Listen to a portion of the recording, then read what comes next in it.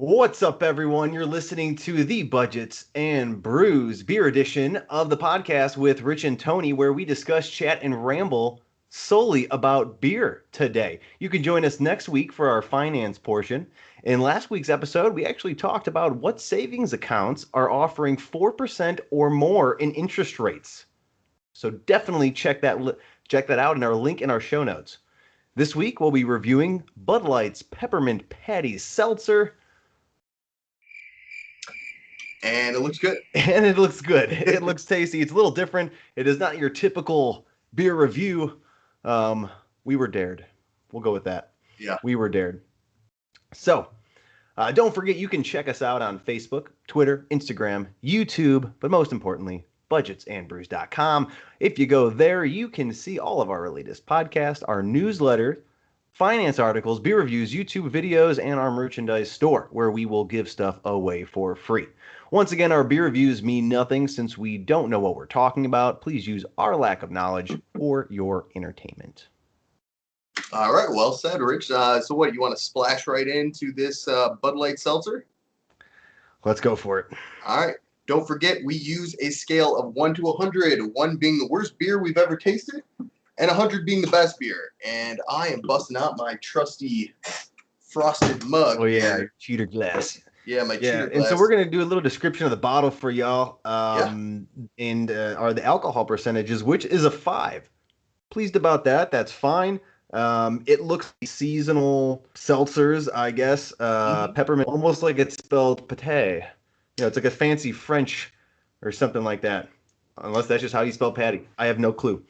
100 calories, so easy on the stomach. That's great. Yep. And I see a Frosty with a hat and red, white, and blue candy canes. Very Christmassy. It looks tasty. It looks tasty to me. So yeah, we're going to go and dive in with our first category, which is the head and pour.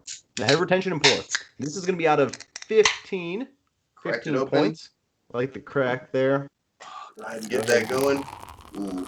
Pour that in there. It's a seltzer, so it's different, you know? 100%.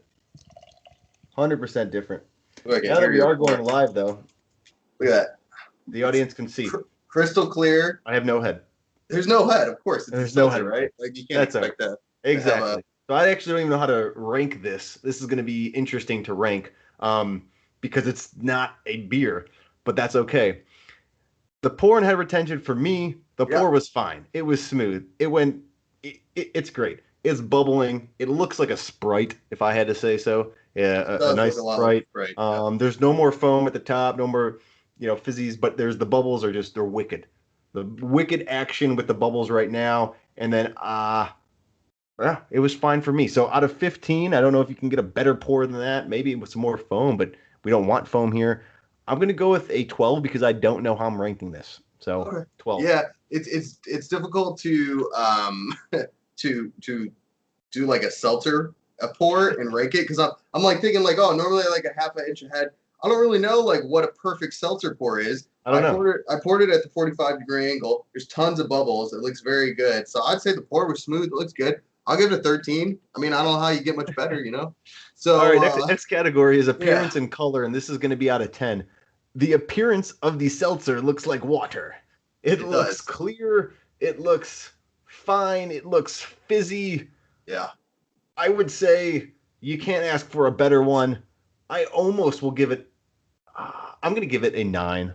I'm going to give it a 9. I'm not giving it 10. I don't like giving perfect scores. 9 for me. There's nothing clearer than that, probably.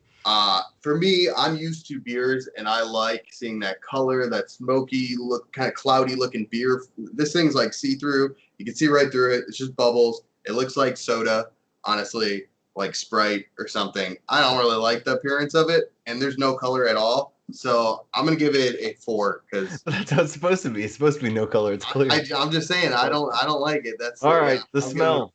It smells out of 20. That's interesting. Yeah. I mean, I smell the peppermint, but it also smells like rubbing alcohol. Yeah, or medicine or something. Like it doesn't. It's like it doesn't really like something smell appetizing. Yeah, it smells like something I shouldn't be drinking. It doesn't smell appetizing to me. Doesn't smell thirst quenching to me. It Just smells like you said, medicine and This is out of 20, so what are you gonna give it? strong like alcohol. So I don't appreciate the smell. I'm gonna give it a 8 Ooh, because I don't appreciate it. I that's have to generous. say, the 8's there because there's a peppermint, but Yeah, it feels like it's a contaminated peppermint. yeah. This smells like a scented candle or something. Like Scented candles smell way better than that. yeah, probably. But you get a little bit of peppermint, but like this isn't something I'm like I don't even know if I want to drink it. So for the smell, I'm gonna give it a 4. I'm just sticking with the 4s. I don't like that at all. Okay. But Now our best part, taste, right? our taste, which is the best part. This is gonna be Rich. out Yeah. of 30. So Cheers. cheers. All right, let's give it a go. It's also weird drinking out of a glass. I never had a seltzer out of a glass. The Hmm. taste is not awful. It does No, not it's not. taste. It's not It super does not bad. taste like how it smells. It tastes like it's 100 calories, like I, very light. I taste chocolate. I do taste the peppermint, I guess, but I taste like a chocolate. It tastes like an Olive Garden mint.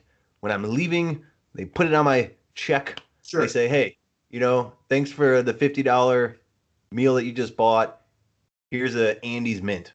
And I usually like to get a couple of them. I usually rank them on how, I tip them to the percentage of the ratio of chocolate on my check. So that's how they get their tip. It tastes fine. I mean, it tastes fine. It's chocolatey, which is weird because I didn't expect. And then it has a little bit of peppermint. Completely not how it smells. Out of 30, I am going 20. I'm going with a Give it a soft 20. 20. Okay. Because it wasn't horrible. Sure. Yeah. It's not that bad.